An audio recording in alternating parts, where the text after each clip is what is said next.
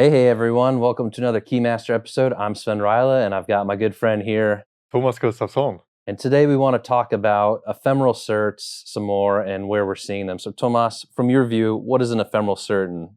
Well, I guess an alias you could say is short-lived certificate.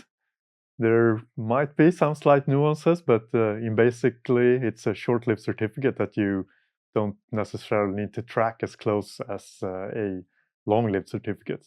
Meaning, at least you wouldn't have to keep it maybe in the CA database, so you could keep your database size smaller and really just have an audit trail of it from the audit perspective, but you don't really care about it after it's issued other than it's trackable from and the I audit. guess with short-lived, you mean validity typically less than a week. It could be down to hours. It could be down to minutes even. Per session, depending on kind. which use case you're targeting.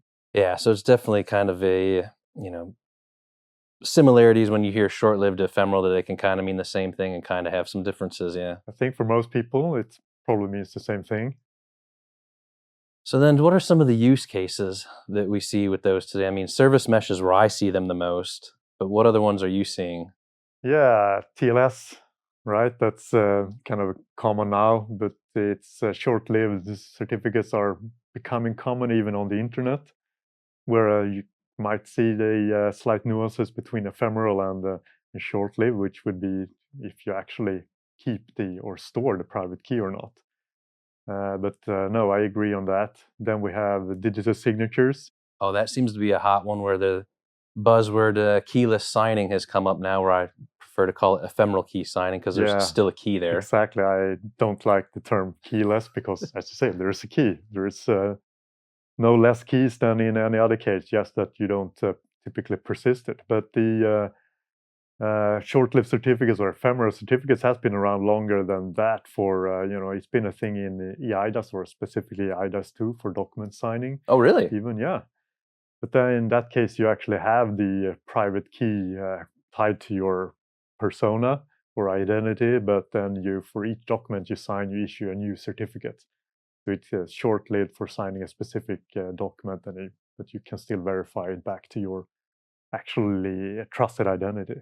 What about seeing more of a short-lived key though, then instead of just the short-lived cert where you could rotate keys out, with the being able to keep those like on HSM and doing something like that to actually have a more ephemeral key-like experience with a higher assurance setup. Yeah, probably that's what has become more popular lately, right? With ephemeral, where you can generate a key, use it, and then throw away the key, as compared to having a key stored, something like a HSM, as you say. So those are, the biggest distinction, what you actually do with the private key, I think.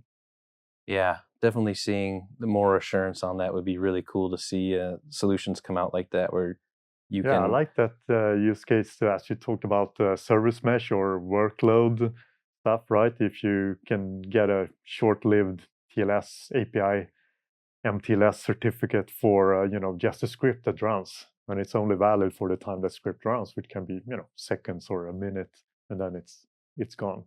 Yeah, that's the side that we've really seen, and at least from that too, being able to have simplified PKI in that as well, which we'll get into that at our Tech Days presentation we're going to do next month or in March at least, where we'll Yeah, actually that's talk about pretty some cool. options with that. Simplifying things a lot in the PKI world, which is what we want to do now, make things simpler. And I think ephemeral certificates, well, for some use cases, is a part of it. Right? Yeah, I see it more and more from the conversations I have with customers every day, especially in that, the container world like that. And then it's coming up into other parts. Zero trust is becoming a big thing again from when it was in 2020, 2021 as the buzzword. And but from that side, it's, definitely coming up from device certificates coming into the network where they're shorter lived to be able to initially access and then get issued somewhat of a longer term cert. But you see those even being rotated out a lot more often, not so short lived that it's a week long, but maybe 3 weeks long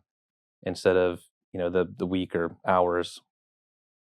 Yeah, and I think, I guess finally, since you're talking about device certificates and zero trust, we've had that for a number of years, but maybe not as popularly known, where when you want to issue certificates to billions and billions of, small, cheap devices, you don't want to track those on the CA because the CA becomes complex to manage, massive, huge database and things like that. So we've actually had that feature for many years now, something we originally called a throwaway CA, where you issue a certificate and then you don't you don't store it in the database, so you can issue hundreds of billions of certificates, still keeping a small, easy to manage, easy to operate CA database. Actually, okay. So I actually called that something else that you call throwaway CA, but that's actually a concept that I use quite often when I'm talking to customers about a feature like that. Yeah, I love that use case. Yeah, it is quite very, very handy to be able to mass issue and not have any bloat in the database when you're just cranking out certs like that. Does require, well, kind of that you don't have to track it, right? So you don't need to revoke things because there is, I mean, if you don't have revocation, you had some initial authentication or authorization, which you have an audit record of. I mean, and if it's short-lived, you don't really need to keep the certificate around. So the last one I wanted to talk about is, have you heard of the new no rev check extension that IETF introduced last year? No, And wondering if you'd seen that come out anywhere. I mean, I've read about it, but I haven't seen it in the field used at all, and I'm wondering if you had seen it at all yet.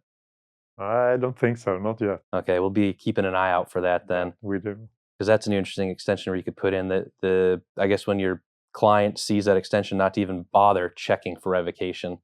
Because I guess, as we all know, there's really good implementations of using PKI in the client side, and there's some Yep. very bad implementations. And seeing ones where they'd still try to go and get a CRL or just fail because there's an extension in there for CRL or OCSP, and now they see the extension, they should just not check because they know that that CA doesn't issue it at all. Yep. If I have the definition right from reading the RFC. Yeah, exactly. That kind of helps the system to know what it's going to do.